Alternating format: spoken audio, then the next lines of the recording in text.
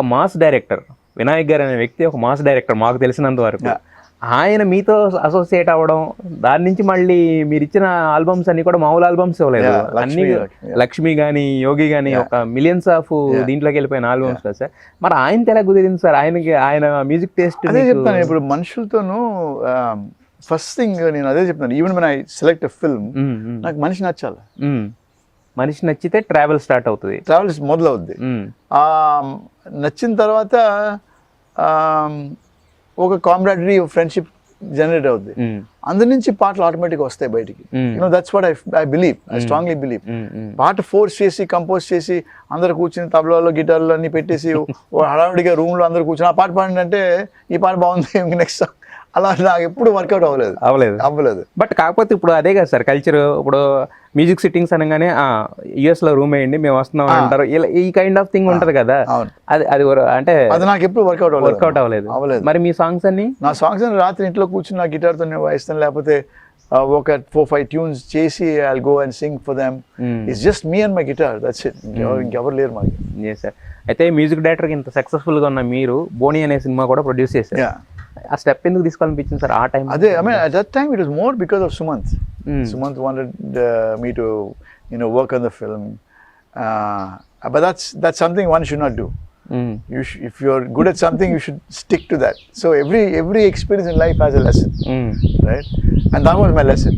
And but the songs in Boni were great. Yes. The music was phenomenal. A cinema kuda about 30-40 days aadindi. It did decently well.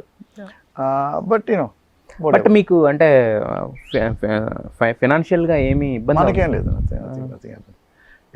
Losses అని ఉన్నాను sir? ఏం లేదు. So only Sumanth గారి గురించి సుమంత్ గారి. So మళ్ళీ తర్వాత ఇప్పుడు ఇంకా ఆ టాపిక్లు ఏమి రాలేదా? Never again. అంటే ఇప్పుడు మరి మీరు డైరెక్టర్ కింద వస్తానంటున్నారు కదా, director is different, right? That's creativity. Okay, అదే మీరే ప్రొడ్యూస్ చేసుకుంటారా, బయట వాళ్ళకి ఛాన్స్ ఇస్తారా? Will write a story and look for somebody and produce it. yes, అంటే ఇప్పుడు ఫ్యామిలీ సపోర్ట్ అనేది కూడా చాలా ఇంపార్టెంట్ కదా సార్ ఒక క్రియేటర్కి ఎస్పెషల్లీ. అంటే మనకి ఇంట్లో ప్రశాంతత ఉంటేనే యూ కెన్ క్రియేట్ సంథింగ్, ఒక మ్యాజిక్ అనేది క్రియేట్ అవుతుంది. మరి ఇప్పుడు ఈ బోనీ లాంటి సినిమా చేసిన తర్వాత దాని తర్వాత కూడా మీరు చాలా ఆల్బమ్స్ ఇచ్చారు, అవన్నీ కూడా వైరల్ అయినాయి. సో అప్పుడు ఎలా ఉండేది మరి ఇంట్లో? అంటే అనవసరంగా ఒక దానికి పెట్టామనేది ఉండేదా, లేదంటే ఎలా ఉండేది మీకు? I don't know, I mean it was లైఫ్లోనూ you go through lots of ups and downs. You can predict those ups and downs. So when you're up, you're happy. When you're down, you learn. Yeah. Happy, learn. That's the way we live our life. ఈ curve అనేది మీ అంటే మీకున్న క్రియేటివిటీని ఏం effect చేయదా? Effect చేయదు. In fact, the creativity helps you learn faster. You know what I mean? So, I mean, I look at life as a series of dots. Yes. Right? Yeah. You connect those dots, it takes you to good places. Yeah. It takes you to bad places. When it takes you to bad places, you should have the strength. Yeah. When it takes you to good places, be humble. Yes.